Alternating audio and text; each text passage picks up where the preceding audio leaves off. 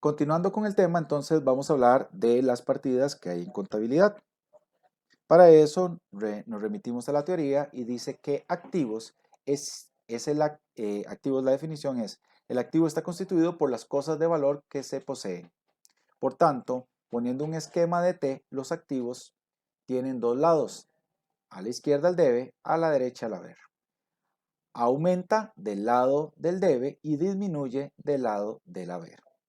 Si podemos ir armando esta información en un esquema que nos permita visualizar las cuentas de manera integral, entonces podríamos descubrir que los activos, y de forma resumida decir que son los bienes de la empresa, aumentan del lado izquierdo del debe, disminuyen del lado del derecho del haber, y algunos ejemplos de las partidas que corresponden a los activos van a ser mobiliario, el equipo electrónico, el edificio, el efectivo, que es el dinero que posee la empresa, la caja chica, que son fondos menores que se utilizan para transacciones, los bancos, que es el dinero que está depositado en los bancos con los que hacemos transferencias, la caja, que es otro término que se utiliza para el dinero dentro de la empresa, el terreno, que es donde están ubicados todos los locales de los que seamos dueños, el inventario, que son los bienes que compramos para después vender, las cuentas por cobrar, que es el resultado de hacer ventas a crédito y con los cuales se firma una factura, los vehículos, que son los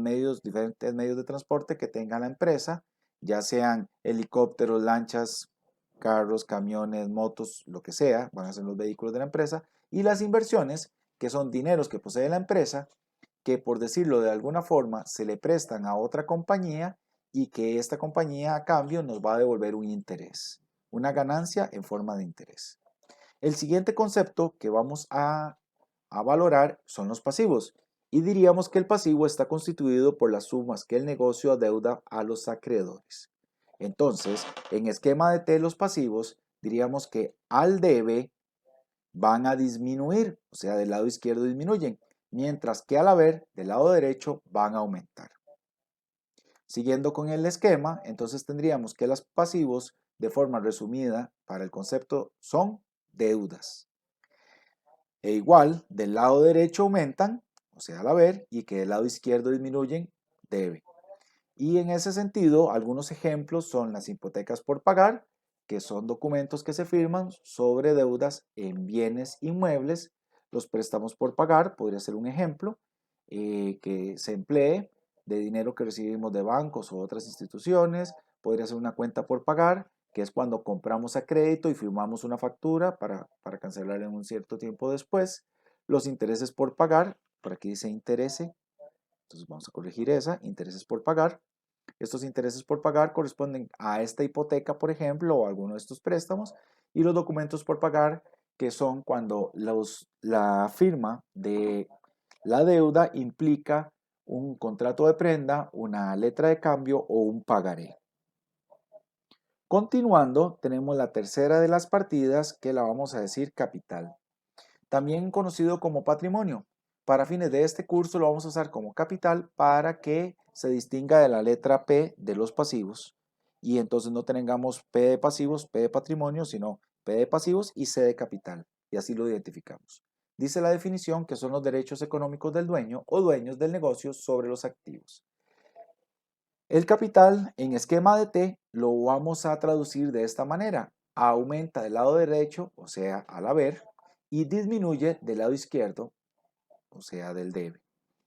Continuando con los ejemplos que teníamos para poder desarrollar resolución de ejercicios, tenemos que el capital va a ser el aporte de los socios.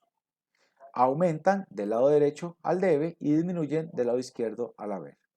Ejemplos, la cuenta de capital, que le vamos a poner algunos agregados por acá. Si es de una sociedad anónima, va a ser capital social. Si es de una persona individual que tiene empresa, en Costa Rica le llamamos una EIRL, una empresa individual de responsabilidad limitada, pues el capital es del nombre del dueño. Si hablamos de una cooperativa, cada cuota nominativa lleva el nombre del asociado que aporta. Si habláramos de una sociedad limitada, el capital lleva el nombre del socio. Solo en la sociedad anónima se llamaría capital social. Entonces, en general, estas partidas lo que nos van a ayudar es a entender cómo funciona. Tenemos la utilidad, que es la diferencia que tenemos entre los ingresos y los gastos. Esa es la utilidad de la empresa, o sea, lo que entendemos como ganancias. Y luego la partida que corresponde a dividendos representa las ganancias que obtienen los dueños de la empresa, o sea, lo que le devuelve la empresa al dueño al socio, por ser socio. Como yo puse dinero al principio para esta empresa, ahora esta empresa me devuelve a mí dividendos, que es dinero que se le entrega a los dueños por haber sido los que participaron del negocio desde el principio y que mantienen a flote el negocio. También tenemos ingresos. Ahora, estos ingresos, como definición, es la entrada o percepción del activo en forma de efectivo, cuentas por cobrar u otra clase de propiedades que se reciben de los clientes con motivo de la prestación de servicios o la venta de mercancías. En formato de T tenemos que los ingresos van a aumentar al haber y disminuir al debe. Ejemplos de las partidas de ingresos, y vamos a tenerlo en forma resumida como entradas de dinero para el funcionamiento.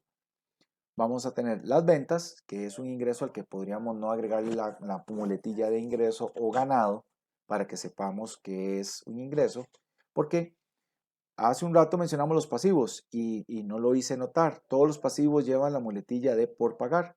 Con los ingresos uno le agrega a la partida siempre el nombre de ingreso. No es así obligatorio con los gastos, pero bueno, ahorita vamos a hablar de los gastos. Las ventas, entonces, cuando se habla de ventas, todo el mundo entiende que es un ingreso. Por eso, en nuestro país no vemos la obligación ni la necesidad de agregarle ingreso por ventas. Se puede hacer y no está mal y no es un problema, pero todo el mundo escribe ventas directamente porque lo entendemos.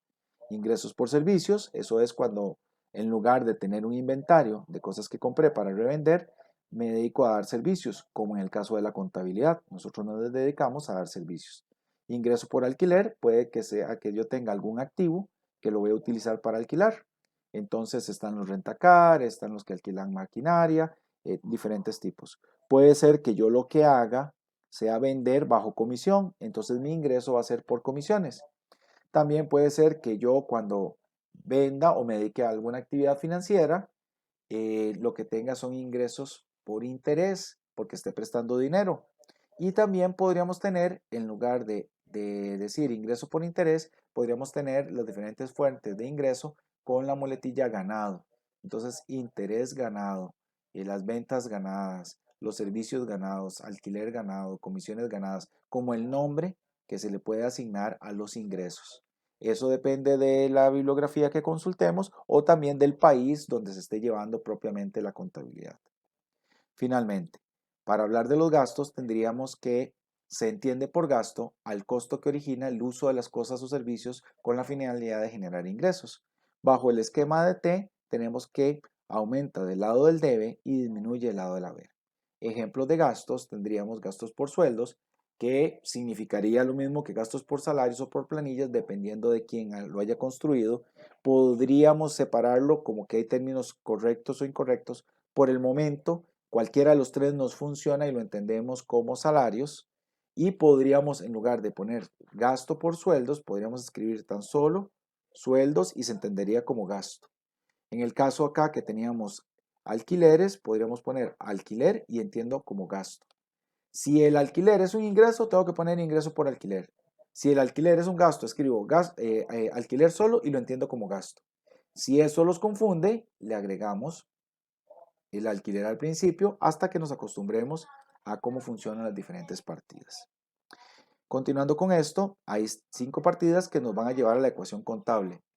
En su forma original, la ecuación contable es activo es igual a pasivo más capital.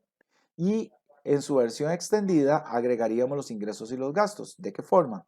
El activo va a ser igual al pasivo más el capital más los ingresos menos los gastos. Esto también lo vemos reflejado por acá. Este instrumento que estamos construyendo acá o esta hojita nos tiene que servir de referencia cada vez que vamos a utilizar para un ejercicio. Entonces, los activos van a ser igual a los pasivos más el capital. Nótese que como los activos aumentan al debe y disminuyen al haber, las partidas que están del otro lado del igual funcionan al revés. Aumentan al haber y disminuyen al debe. Cuando analizamos esto, entonces tenemos que los pasivos son diferentes a los activos. El capital es igual a los pasivos, están de este mismo lado del igual, pero están al lado contrario de los activos. Esto es una ecuación.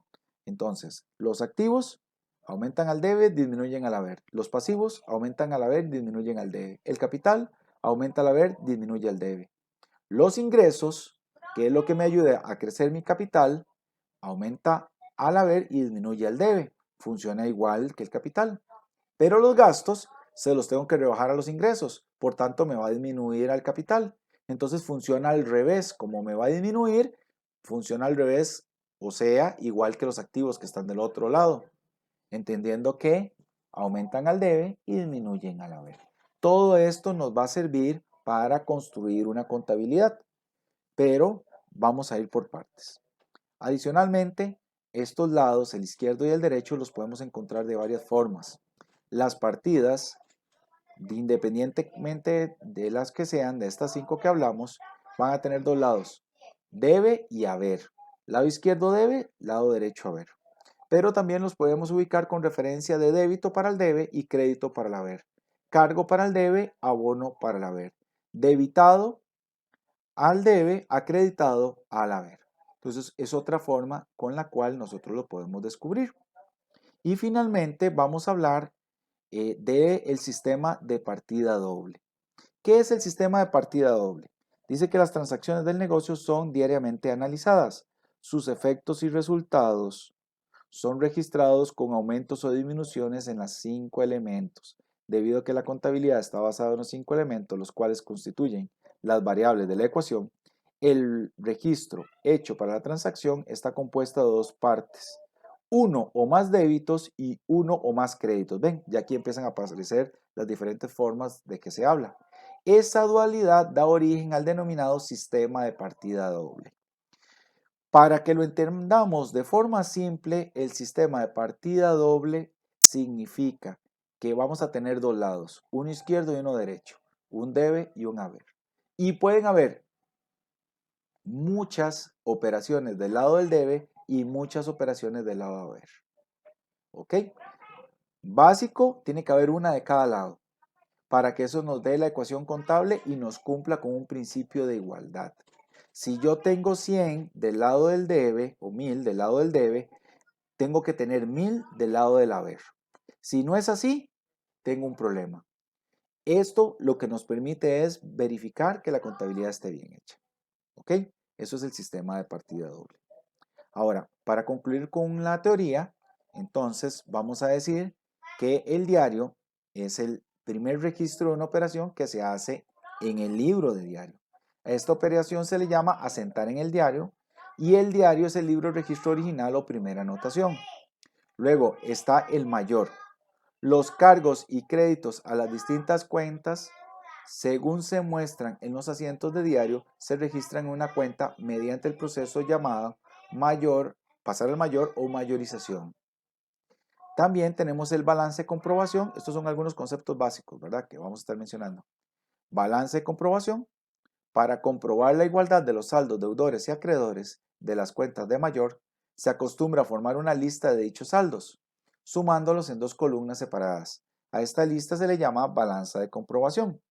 Todo esto ahorita queda como conceptos. Cuando lleguemos a la práctica va a tener más sentido. El estado de resultados está conformado por las partidas nominales, o sea, las que corresponden a ingresos y gastos. Presenta la diferencia entre los ingresos y los gastos y lo denomina la utilidad neta. Y finalmente el balance general está conformado por las partidas reales, o sea, las que corresponden a activos, pasivos y capital. Presenta la igualdad de la ecuación contable e incluye la utilidad neta generada del estado de resultados. Esto como conceptos generales. Ya en el siguiente video lo que vamos a hablar es de cómo se hace un registro. O sea, ya vamos a hablar de cómo se registra el primero de nuestros ejercicios, que es el de una IRL, empresa individual de responsabilidad limitada, para una compañía de servicios, y vamos a hablar del caso de la autora Gloria Gil. Bueno, por aquí quedamos.